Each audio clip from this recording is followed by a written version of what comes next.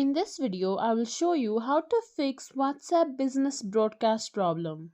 So when you click on this three dotted lines menu bar in the top right corner and click on broadcast list, then under business broadcast you are unable to use it, then one thing that you need to ensure is that to whomever that you're trying to broadcast, those people or those businesses must have your number saved. Then only you will be able to use business broadcast.